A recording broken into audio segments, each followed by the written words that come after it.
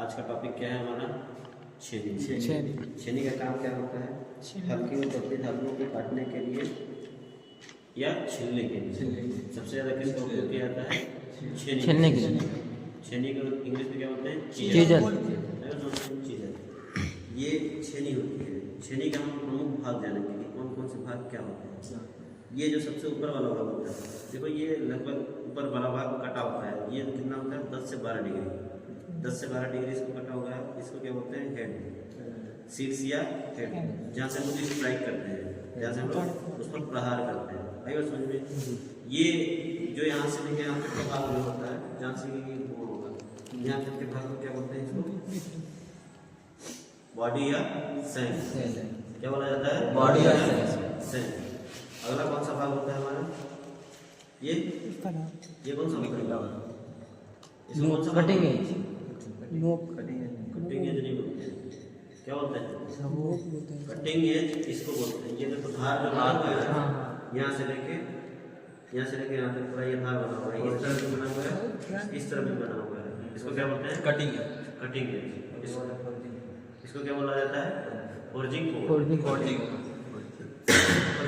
जाता है। इसको क्या करते हैं? ये देखो शेप बनाया जाता है। लास्ट में इसका धार दिया जाता है, लेकिन इसको शेप बनाया जाता है। बस समझ में इस तरीके से हम क्या पढ़ लिए? छेनी के भाग। अगला हम क्या पढ़ेंगे? छेनी कितने प्रकार की होती है। तो छेनी लगभग कितने प्रकार की होती है? 8 प्रकार की होती है। कौन कौन सी छेनी होती है?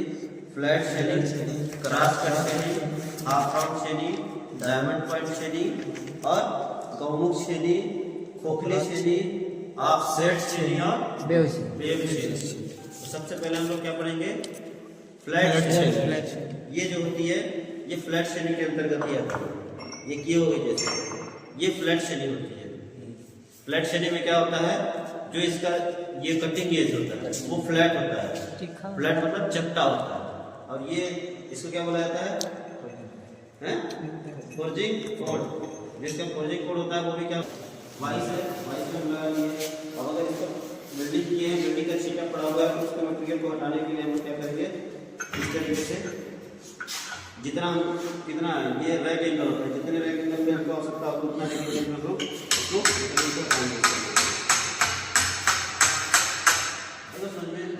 ये कौन सी होगी हमारी? फ्लैट छेनी।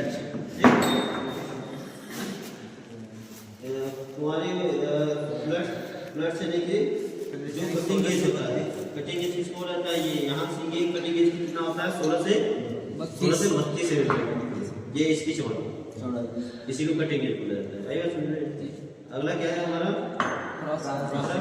क्रॉस कट छेनी। क्रॉस कट जो छेनी होती है, ये 14 से, इसका जो कटिंग एज होता है वो 14 से 12 mm होता है।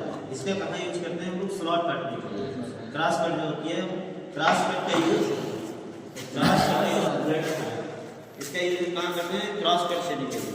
जैसे अगर हमको खांचा बनाना होगा इस तरीके से, तो हम इसका यूज करेंगे। इस दोनों तरफ हम इसका यूज कर सकते हैं। इसका खांचा बनाना होगा तो हम इस तरीके से यूज कर सकते हैं। इसका इस तरफ भी धार बना होता है, इस तरफ भी बना होता है। तो हम चाहे तो इस तरफ यूज कर सकते हैं और चाहे तो इस तरफ भी यूज कर सकते हैं। ये कौन सी होती है? बढ़िया से देख लो। क्रॉस कट छेनी। देखिए सामने से जैसे तीर के जैसा बना होगा ना, अगर तुम्हारे उसमें पेपर में आएगा ये कौन सी होती है, तो इसको क्या बोला जाता है? क्रॉस कट छेनी। ठीक।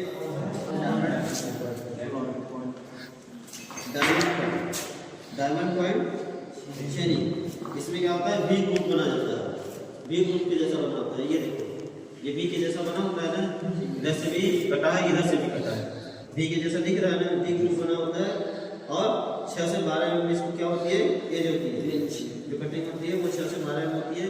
इसमें जैसे कि जो तुम्हारा मुझे एंगल प्लेट में वो दिखा रहा है, एंगल प्लेट्स का जो कोना होता है, कोने में अगर किसी तरीके का मटेरियल रखा हुआ है, छिलना है, जैसे यहाँ पे ये तुम्हारा वर्नियर है, यहाँ पे कचरा फंसा हुआ है, उस कचरे को निकालने के लिए, घिसने के लिए हम लोग इसका यूज करते हैं डायमंड पॉइंट छेनी।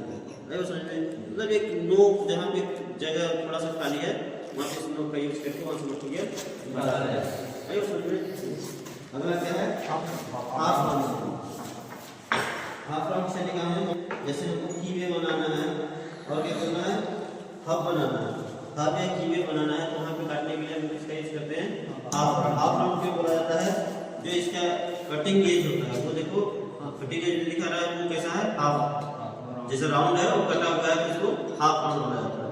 इस चीज का इस्तेमाल करते हैं जहाँ पे कीवे बनाना होता है। ये हमारा मटेरियल है, कीवे मतलब समझ रहे हो, जहाँ पे की लगाया जाता है, की चाबी। जैसे एक तुम्हारा साफ्ट हो गया और एक तुम्हारा उसके ऊपर हब हो गया, उस हब और साफ्ट को जब जाम करना होता है तो एक की का यूज किया जाता है। अरे समझिए उसको क्या बोला जाता है? कीवे। कीवे का जो स्लॉट कटा होता है उसको उसी काटने के लिए हम लोग इसका हाफ राउंड का यूज करते हैं। ये देखो इसलिए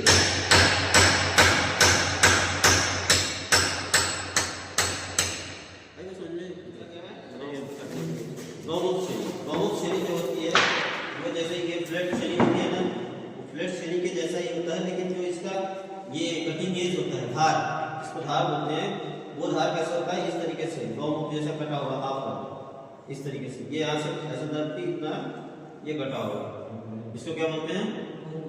गौमुख शैली। अगला कौन सा है हमारा? खोखली शैली। ये खोखला पंच है, इसी के जैसा होता है सेम। ये वाला जो भाग होता है ये हम ज्यादा ये जिसको दिया जाता है उसको थोड़ा सा लंबा करके यहाँ पे लंबा करके थोड़ा सा पतला कर दिया जाता है, उसे जो क्या बोलते हैं? खोखली शैली। क्या बोलते हैं? खोखली शैली। इसका मैक्सिमम यूज कहाँ करते हैं? लकड़ी का जैसे जो मटेरियल होता है, जैसे ये लकड़ी का मटेरियल है, वहां से उस मटेरियल को छीलने के लिए, हटाने के लिए, तो जैसे लकड़ी को अगर हम लोग यहाँ से छीलेंगे, जो लकड़ी का मतलब जो लकड़ी का जो छीला हुआ भाग होगा वो यहाँ से कट के बाहर निकल जाएगा, इसलिए यहाँ पे खोखला बनाया जाता है। आइए समझ में, इसलिए उसको क्या बोला जाता है? खोखली शैली। अगला कौन सा होता है? ऑफसेट शैली। ऑफसेट शैली कैसा होता है? जिस तरीके से ये बनाया जाता है, ये क्या है? Offset scriber. इसी तरीके से वो जैसे अपने अगर कुछ नहीं होता है उसी तरीके से ये इसी तरीके का बनाया जाता है, इसलिए इसको क्या बोला जाता है? ऑफसेट शैली या साइड कट शैली। ये होती है वेब शैली। वेब शैली कहीं तो वहां करते हैं जहाँ पे क्या होता है? ड्रिल किया हुआ होता है, ड्रिल मशीन के द्वारा ड्रिल करते हैं, तो जो ड्रिल बिट होता है वो काटता है, होल कर देता है, होल करने के बाद जो मटेरियल होता है कुछ वो होल में फंसा रहता है, उसको साफ करने के लिए हम किसका यूज करते हैं? वेब शैली। इस तरीके से हमारा शैली छेनी में क्या होता है? चिपिंग होता है। चिपिंग मतलब जिस तरीके से हम लोग इसको छेनी के द्वारा इसको मारते हैं, जैसे ये छीलने के बाद मटेरियल को छीलने के बाद जो ये बाहर निकलता है, ये मटेरियल के छीलने के बाद ये जो बाहर निकलता है मटेरियल उसको क्या बोलते हैं? चिपिंग। मतलब जो बाहर निकलता है उसको चिप बोला जाता है। अब इसमें अलग अलग एंगल होते हैं, जिस एंगल पे हमको काम करना होता है, जैसे मटेरियल होता है उस तरीके से हम एंगल का यूज़ करते हैं। अगर कठोर मटेरियल होगा तो हम ज़्यादा कोण का यूज करेंगे, अगर मटेरियल मुलायम होगा तो कम एंगल का यूज करेंगे। इस तरीके से इसमें कितने प्रकार के एंगल होते हैं? 4 प्रकार के एंगल।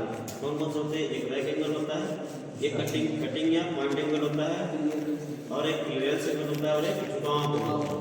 आइए समझ में, तो जिस एंगल में हम इसको पकड़े हैं, आइए समझ में, जिस एंगल में इसको पकड़े हैं, यहाँ से एक लाइन खींचते हुए ये अगर सेंटर लाइन यहाँ तक जाती है और यहाँ से लेके नीचे तक की लाइन, ये जो बना हुआ है मटेरियल, इस मटेरियल से लेके इसका सेंटर लाइन से जो लिया जाता है उसको रैक एंगल बोला जाता है। क्या बोला जाता है?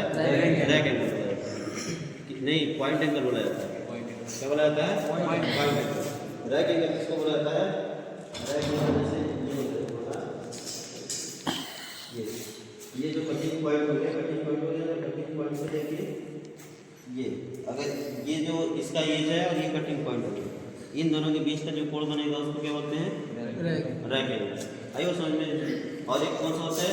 क्लियरेंस एंगल में जैसे कि इसका पॉइंट हो गया ना, नीचे का एज का जो पॉइंट होता है वो हो गया, और फिर जो सरफेस होता है उस सरफेस और इस एज के बीच में जो नीचे वाला बनता है उसको क्या बोलते हैं?